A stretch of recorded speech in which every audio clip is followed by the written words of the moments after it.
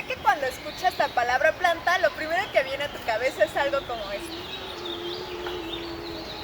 O esto. Esto se debe a que este tipo de plantas, llamadas plantas vasculares o traqueófitas, son las más comunes, diversas y con las que más contacto tenemos en nuestra vida cotidiana. A diferencia de las algas, las hepáticas, los antoceros y algunos musgos, las plantas vasculares pueden crecer a grandes alturas a través del suelo y no toda su superficie se encuentra en contacto directo con el agua. Para que el agua del suelo llegue a todas las partes de la planta, estas poseen un sistema vascular o conductor que transporta no solo el agua, sino también los nutrientes de las hojas hacia todas las partes de la planta. Además, el sistema vascular, junto con otros tejidos, ayuda al crecimiento vertical al otorgarle gran soporte a la planta.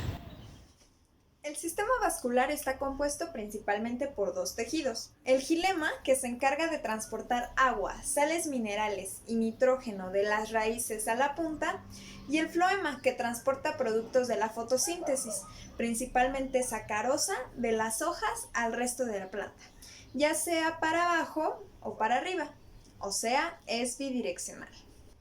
Hablemos del tipo celular que forman estos tejidos. Para ello, hay que recordar la estructura general de una célula vegetal. Entonces, tenemos a nuestra hermosa célula vegetal caracterizada por su pared celular y su protoplasto, que viene siendo todos los organelos, incluidos la membrana. Pero las células que realizan la función de conducción en el xilema tienen una característica en común y sumamente importante: la pared secundaria, que al desarrollarse provoca la muerte del protoplasto. It's dead. Pero esto no es malo. El xilema es uno de los pocos tejidos celulares que realiza su función cuando las células mueren. Y es que la pared secundaria tiene un componente muy especial, la lignina, que le da mucha firmeza, tanta que mantiene a los tallos erguidos. Y es característica de la madera. Estas células son las traqueidas y los miembros de vaso. Las traqueidas son características del grupo de las coníferas y los helechos. Son alargadas, terminan en punta, mientras que los miembros de vaso son cortos, anchos y sus paredes terminales están perforadas con diferentes patrones, según la especie. Además, puede que la pared secundaria esté solo en ciertas partes de la célula. Esto pasa comúnmente en las plantas que no tienen madera, como en esta foto, donde podemos observar los miembros de vaso de una crasula, en los cuales la pared secundaria está distribuida en forma espiral. La forma en la que realizan su transporte puede explicarse mediante el modelo tenso-coheso-transpiratorio, el cual explica que a medida que el agua se evapora a través de los estomas en las hojas, las raíces van incorporando más desde el suelo, convirtiendo así el transporte ascendente del agua en un sistema continuo. Podemos hacer una analogía al absorber agua de un popote, donde el agua, en vez de ir a nuestros estómagos, va hacia la atmósfera. Es curioso cómo las plantas solo incorporan el 1% de agua que absorben, y absorben muchísima. El resto va a la atmósfera. Y sí, buena parte del agua de lluvia es producto de este proceso. El ascenso del agua también tiene que ver con la capilaridad, por ello lo de tenso, coheso, transpiración. De hecho, puedes experimentar poniendo hojas, flores o apios en soluciones de colorante. El xilema hace subir el agua con colorante y lograr estos resultados.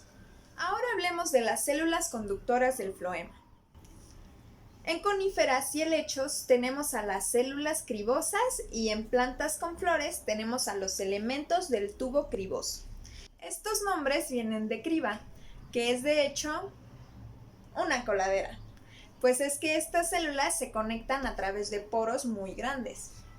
También, algo característico de ambas es la presencia de una sustancia llamada calosa, que aporta firmeza a sus paredes. Las células cribosas son alargadas y terminan en punta. Se unen lateralmente mediante áreas cribosas. Los elementos del tubo son achatados, más cortos y anchos, unidos por placas cribosas en sus paredes terminales. Voy a representar las células con mis manos. Digamos que esto es una célula cribosa y esto es otra célula cribosa. Terminan en punta, por lo tanto sus uniones son así, donde la unión de la palma de mi mano sería el área cribosa. Mientras con los elementos del tubo criboso son aplanados en su pared terminal. Entonces se unirían de esta forma, donde esta parte se llamaría placa cribosa. Estas células, a diferencia de las del xilema, están vivas, pero su citoplasma está muy reducido a la periferia de sus paredes. Tampoco tienen núcleo, por lo que sus funciones metabólicas dependen de un tipo de células parenquimáticas. En el caso de las primeras, células albuníferas, y de las segundas, células acompañantes. Al ser un tejido complejo, también presentan células de almacenamiento y fibras. La forma en la que transportan los productos de la fotosíntesis al resto de la planta está explicado por la hipótesis de flujo de presión o transporte de masas. De manera general, esta hipótesis postula que el desplazamiento de los nutrientes se debe a un gradiente de presión entre las zonas de producción o almacenaje, fuentes, y las zonas de consumo, sumideros. El proceso comienza cuando en las zonas fuente las células acompañantes se cargan de azúcar y otros productos orgánicos, lo cual requiere ATP. Después ceden los productos a las células del tubo criboso, donde aumenta la concentración de azúcar y entra el agua por osmosis, lo que provoca un incremento de la presión hidrostática, que hace que el azúcar se mueva a los sumideros, donde hay poca concentración de esta. Esto explica que independientemente de la posición del sumidero, ya sea para arriba o para abajo respecto a la zona fuente, reciba los nutrientes necesarios. Pero a todo esto, ¿y dónde se encuentran estos tejidos, este sistema vascular? Pues de forma general se encuentran en el interior de toda la planta en forma de conductos. Los podemos ver en las nervaduras o en las venas de las hojas. En los tallos, por ejemplo, en el apio, se ve muy bien lo que se llama haces vasculares. La organización de los tejidos vasculares en la planta es diversa.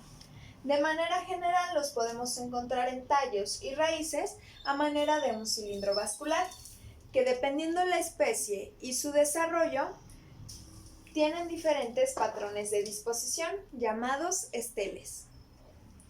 De hecho, hay toda una teoría sobre los esteles, llamada teoría estelar, que nos habla de cómo los esteles van cambiando según la evolución de las plantas. En este momento vamos a abordar más a profundidad el euestele, que es el tipo de estele más común. Este lo podemos encontrar en plantas con flores, en coníferas y en algunos helechos. En un corte transversal podemos apreciar que en el euestele el xilema y el floema se encuentran en forma de paquetes discretos, llamados haces vasculares, alrededor de una médula, que está hecha de parénquima, un tejido muy importante.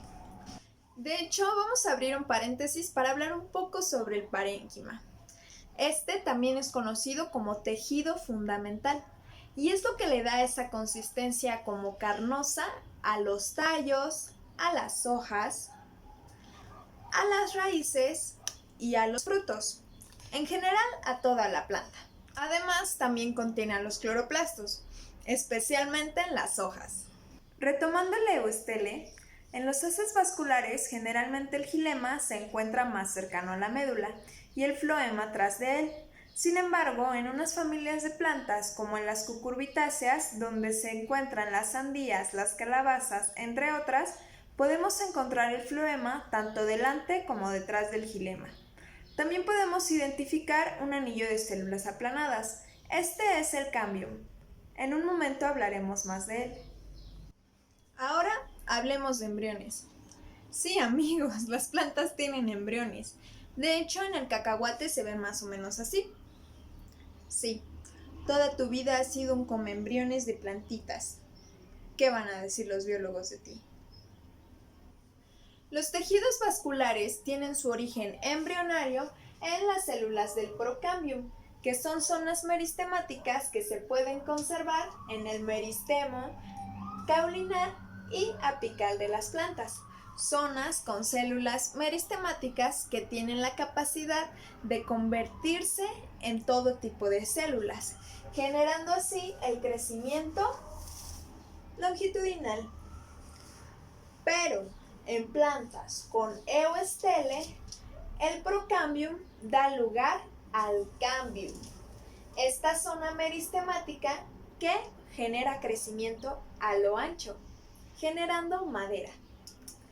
De esta manera podemos clasificar a las plantas que tienen un crecimiento primario, que son herbáceas, que se caracterizan por tener un tallo suave y fotosintético, y las de crecimiento secundario, que crecen a lo ancho generando madera, como lo son arbustos, árboles y algunas lianas.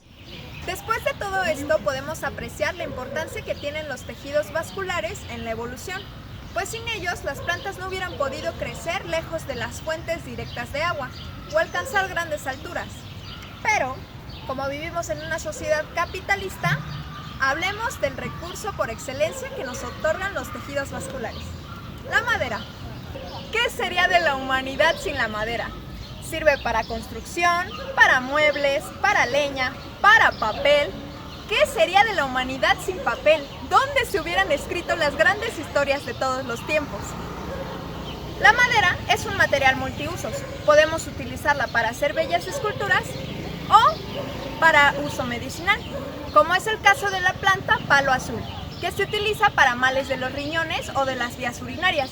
Recibe este nombre ya que el té de su madera adquiere una coloración azul muy bonita.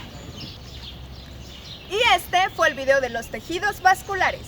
Espero te haya gustado y sobre todo que hayas aprendido algo nuevo. Si quieres profundizar más, te dejo algunos links en la descripción. ¡Hasta luego!